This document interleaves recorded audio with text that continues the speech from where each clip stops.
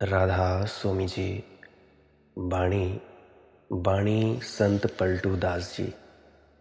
आज के सत्संग वीडियो का विषय है तीसरी आंख के पीछे का दिया किस प्रकार जलता है। उस दिए के जलने के लिए सबसे पहली और अनिवार्य शर्त क्या है।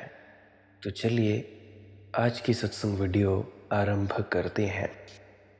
गुरु प्यारी सत्कारयोग साध संगत जी, ये जो दिया जलता है हमारी तीसरी आंख के पीछे, ये दिया जले तो जले कैसे। इस दिए के जलने के लिए सत्संग भूमिका है।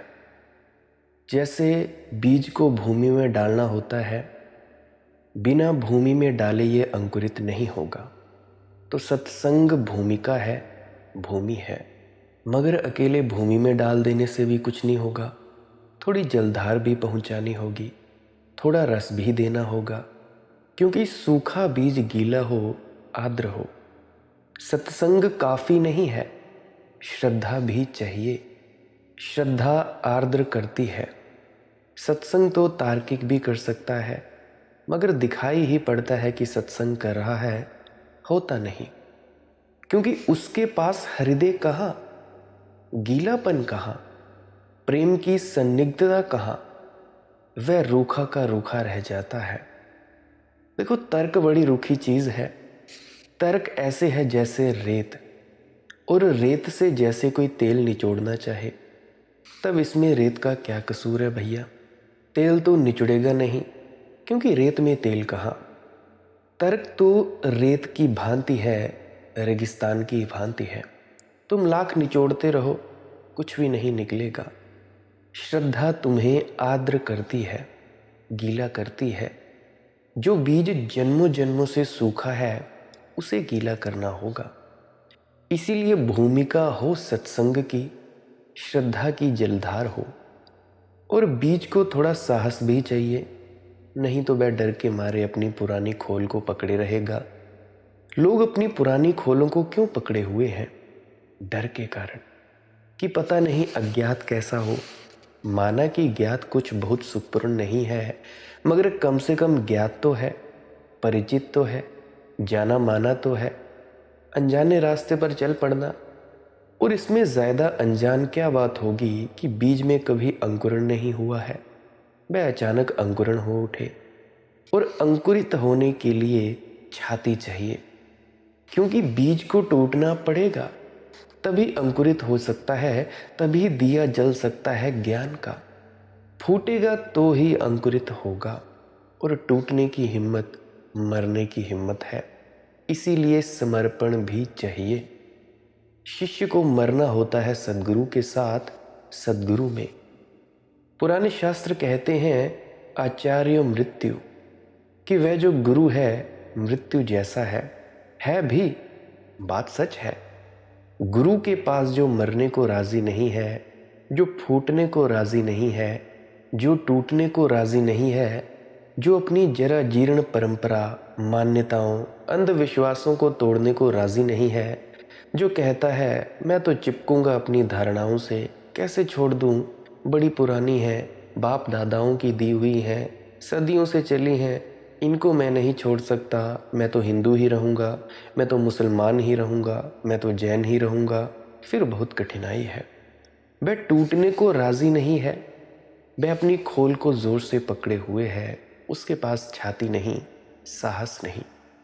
श्रद्धा हो, साहस हो, इतना साहस कि अतीत के प्रति मर सके, तो ही भविष्य में अंकुरण होगा। जो अतीत को पकड़ता है, वह भविष्य को त्याग देता है, और भविष्य ही है जो होने वाला है। अतीत तो जा चुका, वह जा चुका, अब वहां कुछ भी नहीं है। सांप जा चुका, सिर्फ रेत पर सांप के सरकने के चिन्ह रह गए हैं। अतीत तो जा चुका, रेत पर चरण चिन्ह रह गए हैं। पूजते रहो चरण चिन्हों को, जितना पूजना हो, कुछ पाओगे नहीं, हाथ कुछ लगेगा नहीं। जाओ मंदिरों में, जाओ मस्जिदों में, जाओ गुरुद्वारों में, कुछ नहीं पाओगे। किसी जीवित बुद्ध के पास होना होगा, किसी जीवित बाबा नानक को तलाशो, गुरुद्वारों में नहीं मिलेगा बाबा नानक। किसी जीवित मोहम्मद के पास बैठो, मस्जिदों में नहीं, काबा में नहीं मिलेगा वो। किसी जीवित जीसस के साथ उठो और चलो। इन पादरियों का बड़ा जाल है, इसमें भटक जाओगे ऐसे जैसे कि कोई जंगल में भटक जाता है। और शब्दों के जंगल जंगलों से भी बड़े जंगल हैं। इनमें जो खो जाता है उसे निकलना मुश्किल हो जाता है। जीवित सद्गुरु के पास ही साहस की कसौटी है, क्योंकि जो खुद मर चुके हैं, जो अब नहीं है, वे तुम्हें क्या मिटाएंगे?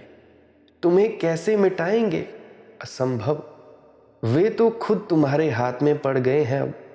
अब तुम जो चाहो उनके साथ करो, जैसा व्यवहार करना चाहो करो। कुछ कह सकते नहीं, कुछ बोल सकते नहीं। पत्थर की मूर्तियां रह गई हैं या कागज़ की मूर्तियां। शास्त्र हैं, वे कागज़ की मूर्तियां हैं। कुछ जल हैं, तीर्थ स्थान बनकर रह गए हैं, मगर सब प्रतिमाएं रह गईं। जीवित सद्गुरु के पास ही साहस ही कसौटी है। लेकिन कायरों की यह दुनिया है, कायरों से भरी हुई ये पृथ्वी है। इसीलिए हम मुर्दे पूजे जाते हैं और जीवितों का अपमान किया जाता है। उन्हीं जीवितों का जिनका तुम अपमान कर रहे हो, जब वे मर जाएंगे तो तुम उन्हें पूजोगे। बड़े अचंभे से यह घटना घटती रही है और अब भी घट रही है। जीसस जिंदा हो तो सूली, और जीसस मर जाए तो आधी पृथ्वी ईसाई हो जाती है। मुर्दा जीसस के साथ अड़चन नहीं है, जैसा चाहो वैसा तुम कर सकते हो। जीसस अब तुम्हें रोक नहीं सकते। जिंदा जीसस के साथ बहुत अड़चन है। वे तुम्हारी तो मानेंगे नहीं, जो तुम्हारी मान ले वह सद्गुरु नहीं है। जो तुम्हारी उपेक्षाएं पूरी करे वह सद्गुरु नहीं है। सद्गुरु तो अपनी स्वतंत्रता और स्वपूर्णा से जिएगा और तुम्हारी सारी धारणाओं को तोड़ देगा और तुम्हारी सारी मान्यताओं को बिखेर देगा। ये उसे करना ही होगा बेरहमी से, तो ही उसकी करुणा है। अगर उसने सांत्वना दी तो वह तुम्हारा दुश्मन है। वह तुम्हें संक्रांति देगा, क्रांति देगा, सांत्वना नहीं। वह तुम्हें आग से गुजरने का बल देगा और धक्का देगा कि गुजर जाओ आग से, क्योंकि डरो मत, कचरा ही जलेगा, सोना तो बचा रहेगा। और जिसको बचाना है वह सोना है, और कचरा जल जाए ये अच्छा है, ताकि तुम पहचान सको अपनी असलियत को, अपने स्वभाव को। सत्संग चाहिए भूमिका के लिए, श्रद्धा चाहिए आर्द्रता के लिए, साहस चाहिए ताकि बीज टूट सके। बीज के टूटने का क्या अर्थ है? देखो भैया, बीज के टूटने का अर्थ है अहंकार का टूटना। तुम बातें अच्छी अच्छी करते हो, मगर छिपाते तुम अहंकार हो। जब तुम कहते हो हिंदू धर्म, ईसाई धर्म, बौद्ध धर्म, जैन धर्म, तो तुम असल में ये नहीं कह रहे हो कि तुम्हें जैन धर्म से कुछ लेना देना है। तुम्हें क्या पड़ी जैन धर्म से? तुम्हारी जिंदगी में तो कोई सबूत नहीं है। महावीर ने कहा अपरिग्रह, और जितना परिग्रह जैनों के पास होता है उतना किसी के पास नहीं है। ये खूब मज़ा हुआ। महावीर नग्न रहे और जितनी कपड़े की दुकानें जैनियों की उतनी किसी की नहीं। जैनी अक्सर कपड़े की ही दुकान करते हैं। मेरे एक परिचित हैं, प्रियजन हैं, उनकी दुकान का नाम है दिगंबर क्लॉथ स्टोर। मैंने उनसे कहा कि थोड़ी अक्ल भी तो लगाओ, तुम्हें दिगंबर शब्द का मतलब मालूम है? दिगंबर है, दिगंबर यानी नग्न। नंगों के कपड़ों की दुकान। कपड़े किसके लिए भैया?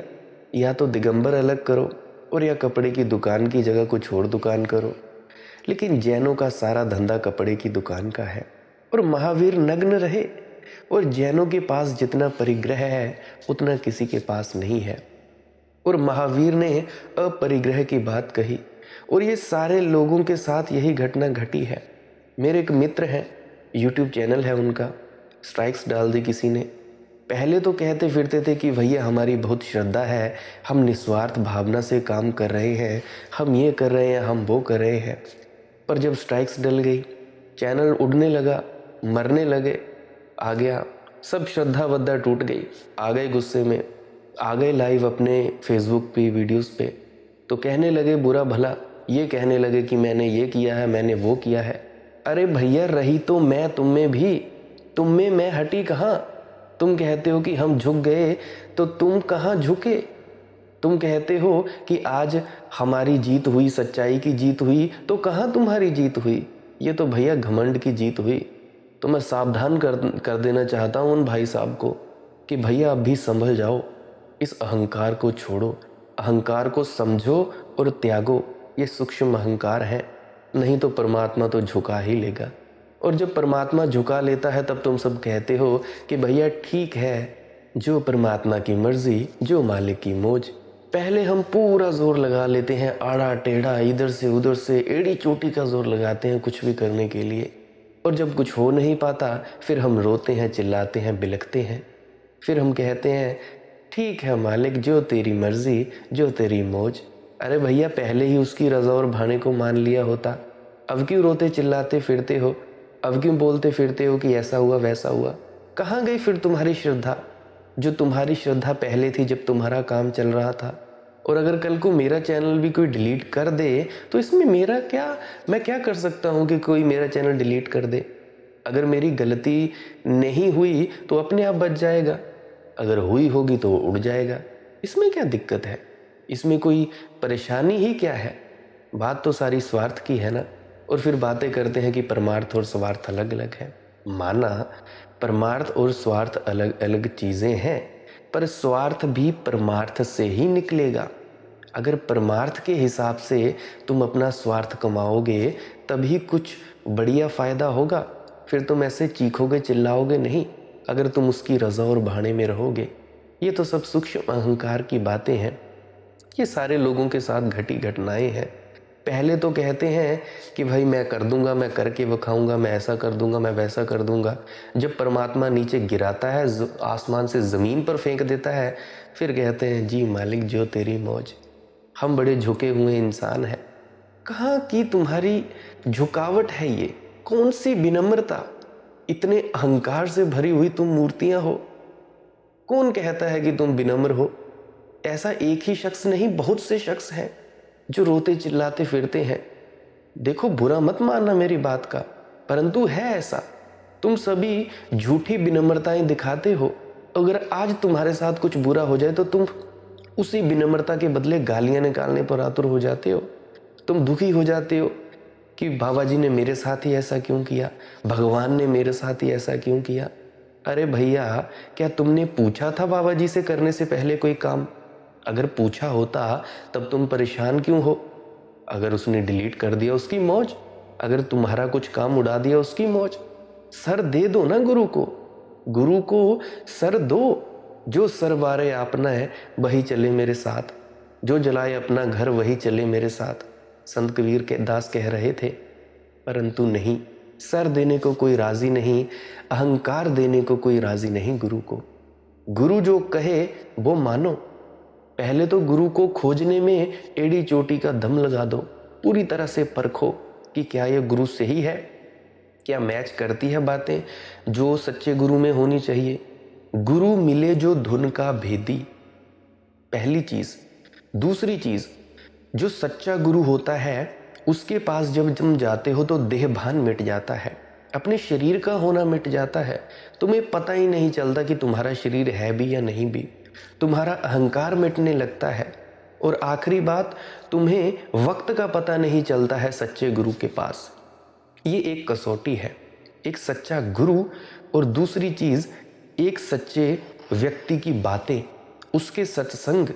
जिस व्यक्ति के सत्संग में और सच्चे गुरु के पास बैठकर तुम्हें अपने अहंकार का भान मिट जाए, तुम्हें अपने समय का भान मिट जाए, यानी अहंकार शून्यता, वक्त की शून्यता, ये दो चीजें महसूस होने लगे। और आखिरी चीज, गुरु मिले जो धुन का भेदी, केवल वही सच्चा गुरु है। तो तुम खोजो, जो भी खोज में लगे हुए हो खोजो, डाल दो अपना पूरा एड़ी चोटी का जोर, पूरी दुनिया में खोजो। जहां मिलता है ऐसा व्यक्ति वहां पे बैठ जाओ, चुपचाप मौन होकर बैठ जाओ। पूरी तरह से पहले जांचो, परखो, खोजो। जब तुम्हें मिल जाए, जब तुम उसे शिष्यत्व, तुम्हारा गुरु तुम्हारा शिष्यत्व ग्रहण कर ले और तुम गुरु बना लो, फिर कोई मतलब नहीं बनता कि हमारा गुरु सही है गलत है। फिर कोई मतलब नहीं उसको ऐसा कहने का, क्योंकि गलती भैया तुम्हारी होगी। फिर तुमने क्यों नहीं उसको पूरी तरह से परखा? फिर तुम कहते हो हमारा गुरु झूठा है, हमारा गुरु ये है, हमारा गुरु वो है। अरे भैया, ऐसा नहीं चलेगा। गुरु बनाने से पहले पूरी खोज, और उसके बाद जब खोज हो जाए पूरी, गुरु बना लिया जाए, नाम दीक्षा हो जाए या नामदान मिल जाए या दक्षिणा तुम दे दो या जो भी हो जाए, उसके बाद जो गुरु कहे वो तुम कहो। अहंकार दे ही दो। गुरु कहे रात को दिन, ठीक है गुरु जी, जो आपकी आज्ञा दिन। गुरु कहे दिन को रात, जो आज्ञा रात। गुरु कहे आसमान लाल है, जी गुरुदेव लाल है। वो तो परख करता है, तुम्हारी परख करता है कि तुम भैया उसके हिसाब से चलते भी हो कि नहीं चलते हो। परख करता है कि उसके कहे अनुसार 2.5 घंटे भजन सिमरन करते भी हो या नहीं करते हो। अरे 2.5 घंटे की तो छोड़ो, 5-10 मिनट बैठते हो भी कि नहीं बैठते हो। और तुम रोते चिल्लाते फिरते हो कि हमें कुछ हो नहीं रहा है, हमारी तरक्की नहीं हो रही है। तरक्की कहाँ से हो? क्या तुम सोचते हो कि तुम वही कर रहे हो जो तुम्हारे गुरु ने तुम्हें कहा है? 2.5 घंटे बैठ रहे हो? 2.5 घंटे के 5-10 मिनट बैठ रहे हो रोज, 3-3 4-4 वक्त? क्या गुरु के हिसाब से जो उसने कहा है जैसी जिंदगी जीने को वैसी जिंदगी जी रहे हो? अगर नहीं जी रहे हो तो लाख लानत है आप सभी पर। फिर तो कोई फर्क नहीं हुआ तुम में और गैर सत्संगियों में, जिनको तुम कहते हो कि हम सत्संगी, वाकई गैर सत्संगी। क्या फायदा हुआ? अगर तुम गुरु की बात ही नहीं मानोगे तो भैया ऐसे तरक्कियां नहीं होती, कोई तरक्की नहीं होती। तुम लाख चाहे रोते हो, चिल्लाए, कुछ भी करो, अगर तुम उसके कहे अनुसार नहीं चलोगे तो भैया कोई तरक्की नहीं होगी। तो मैं आगे बढ़ता हूँ। इस्लाम का अर्थ है शांति का धर्म। इस्लाम का ही अर्थ है शांति, और जितनी अशांति इस्लाम से फैली है वैसे किसी और से नहीं फैली। तलवारों की धार पर शांति रखी जा रही है इनकी, मरने मारने के लिए आयोजन होते हैं। जीसस ने कहा है परमात्मा प्रेम है, और ईसाइयों ने जितनी हत्याएं की, किसी ने सुनी, किसी ने की? कितने जिंदा लोगों को जला दिया गया था, जिंदा स्त्रियों को जलाया। सारा इतिहास 2500 वर्ष का ईसाइयों के द्वारा हत्याओं का इतिहास है। और ईश्वर प्रेम है, और प्रेम का परिणाम है।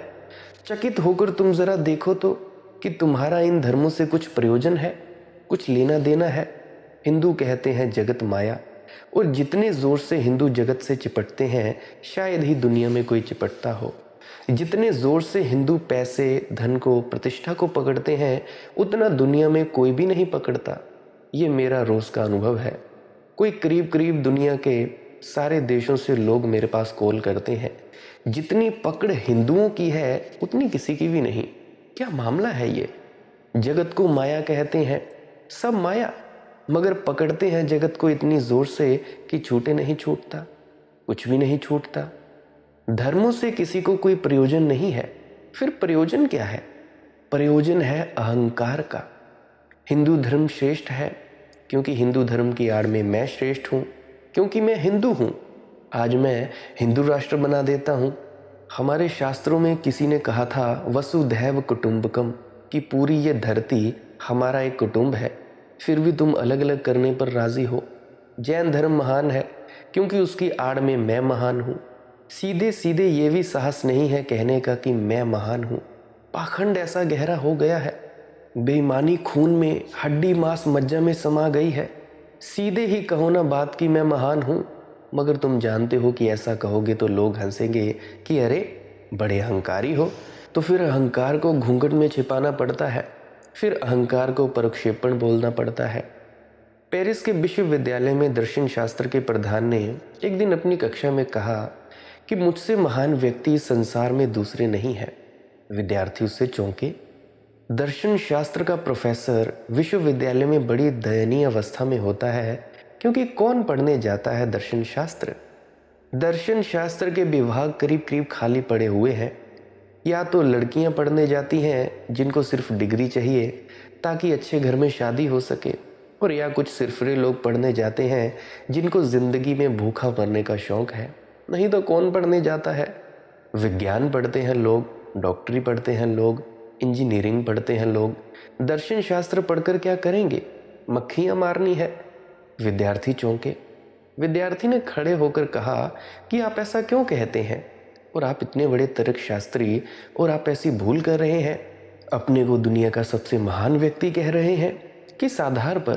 क्या प्रमाण है? उसने कहा, प्रमाण? उसने अपनी डेस्क से दुनिया का नक्शा निकाला, बोर्ड पर टांगा, अपनी छड़ी उठाई और कहा, मैं तुमसे पूछता हूँ कुछ प्रश्न, उससे सिद्ध हो जाएगा। मैं तुमसे पूछता हूँ, दुनिया में सबसे श्रेष्ठ देश कौन सा है? स्वभावतः सभी फ्रांस के रहने वाले थे। उन्होंने कहा, फ्रांस से श्रेष्ठ तो कोई भी नहीं। जैसे भारतीय होते तो वे कहते कि भारत तो पुण्य भूमि है, यहाँ तो देवता पैदा होने को तरसते हैं। पता नहीं देवता भी कैसे नालायक हैं, ये किस लिए पैदा होने को तरसते होंगे? यहाँ आदमी पैदा होने से पीड़ित हो रहा है, देवता और किस लिए तरस रहे हैं?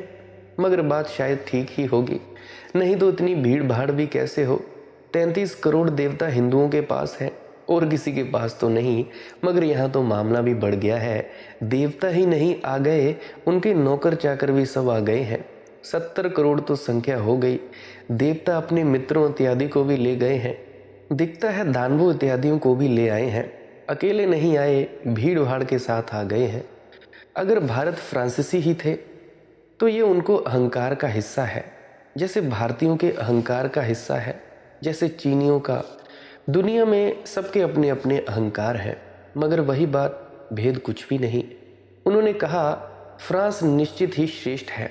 उस प्रोफेसर ने कहा, तो ठीक है, अब फ्रांस बचा, सारी दुनिया समाप्त करो। फ्रांस में सबसे ज़्यादा श्रेष्ठ नगर कौन सा है? तब ज़रा विद्यार्थी चौंके कि ये बात तो कुछ बिगड़ने लगी, मगर करते भी क्या? पेरिस के ही सब निवासी थे और पेरिस के निवासी तो मानते हैं दुनिया में पेरिस जैसा कोई नगर भी नहीं है, हो भी नहीं सकता। तो उन्होंने कहा कि जी पेरिस। तब प्रोफेसर ने कहा, और पेरिस में सबसे ज़्यादा पवित्र स्थल कौन सा है? स्वभावतः विद्या मंदिर ही पवित्र होगा, तो विश्वविद्यालय।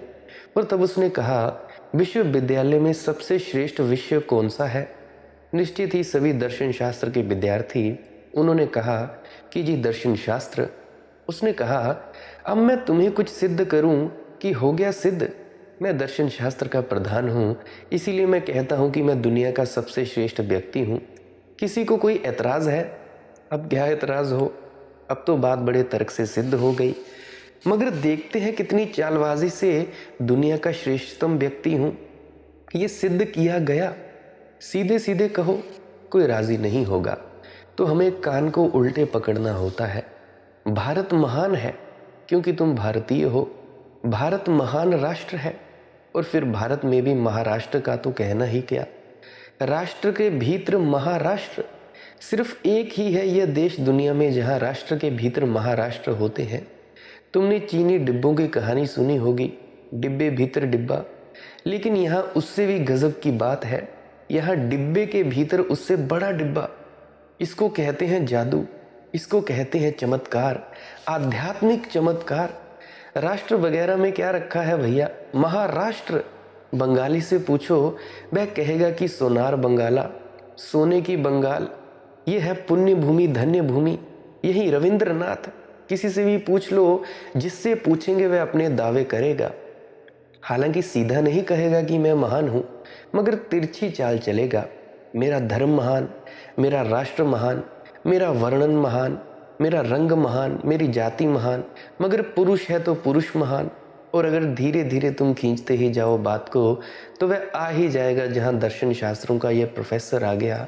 आखिर में तुम अगर उसको कुरेदते ही जाओ तो आज नहीं कल, कल नहीं परसों से कहना ही होगा। अब सच्ची बात कह देता हूँ कि मैं महान। इस मैं की महानता को, अहंकार को सिद्ध करने के लिए तुम ना मालूम किन किन बातों को पकड़े हुए हो।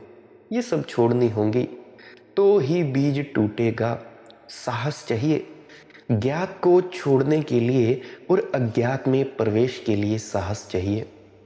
और ये हमारा विक्षिप्त मन, ये हमारा पागल मन अतीत को पकड़ता है। इसके पीछे कारण है, क्योंकि मन अतीत से ही पोषण पाता है।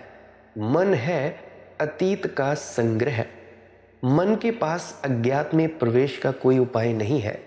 ये ज्ञात में ही जीता है, ये परिचित में ही जीता है, और इसीलिए मन ही बाधा है। यही तुम्हारा दिया नहीं जलने देता।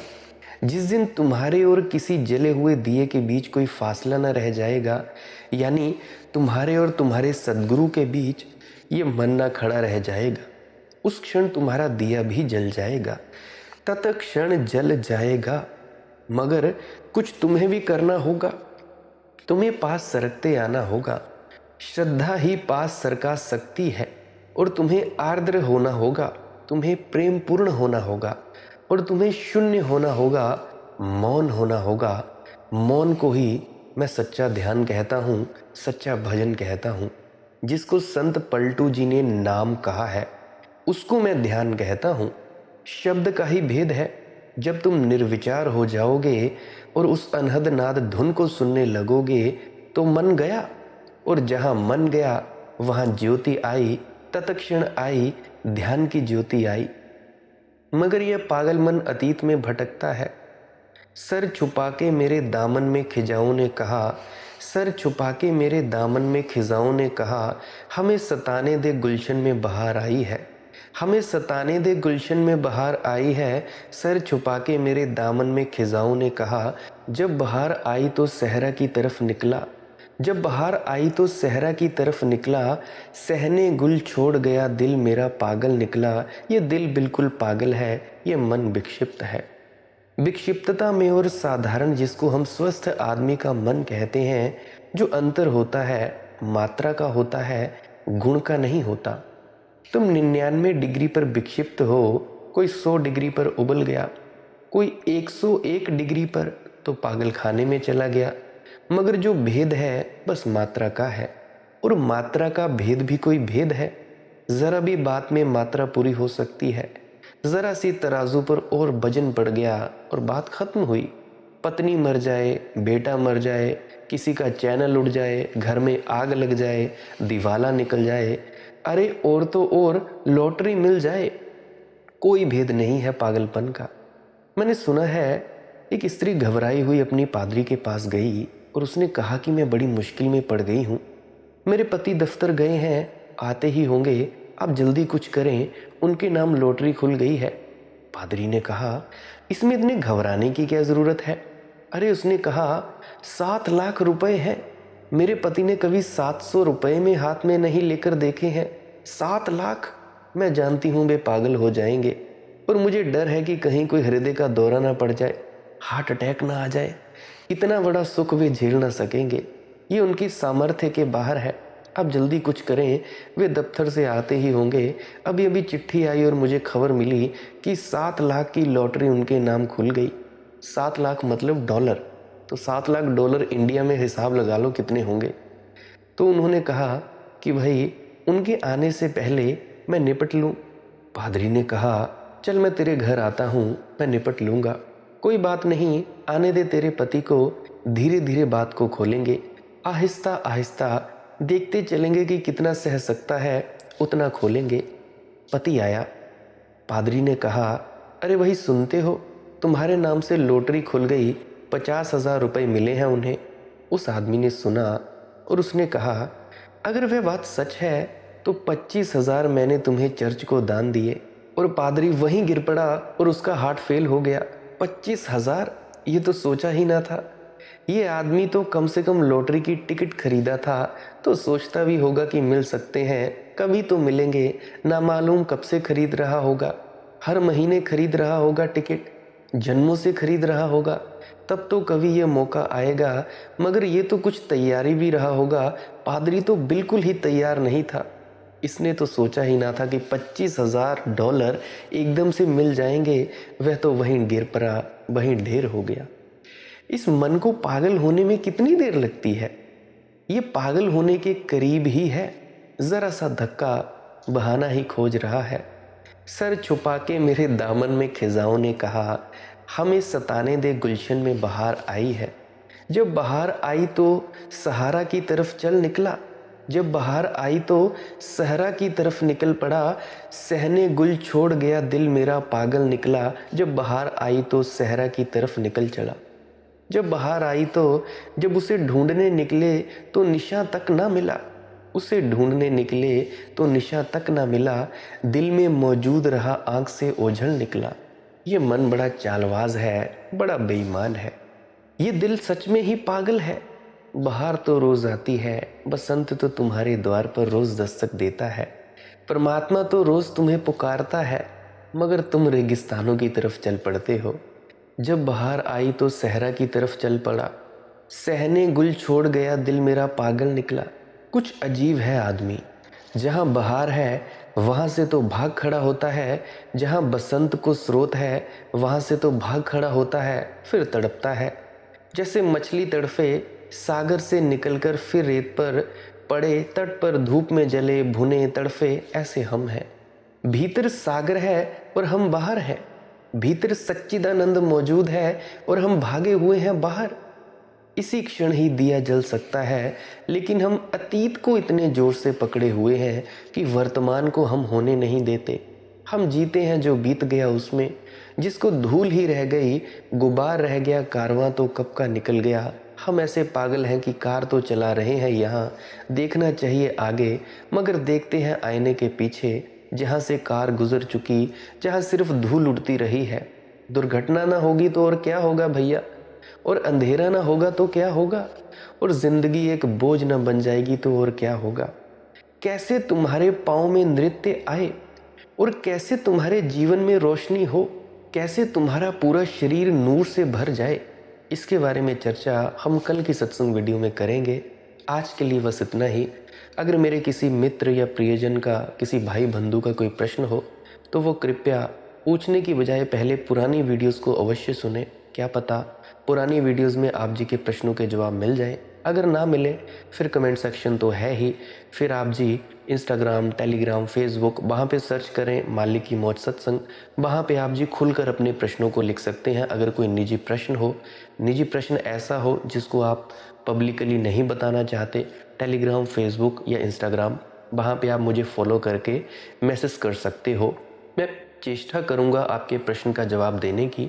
अगर कोई ऐसा प्रश्न होगा जिसको पब्लिकली डिस्क्लोज़ किया जा सकता है तो मैं किसी अन्य सत्संग वीडियो में भी उस प्रश्न को चर्चा करने की चेष्टा करूँगा। सब्सक्राइब करें इस चैनल को अगर आप रोज़ रोज़ इसी तरह के सत्संग सुनना चाहते हैं।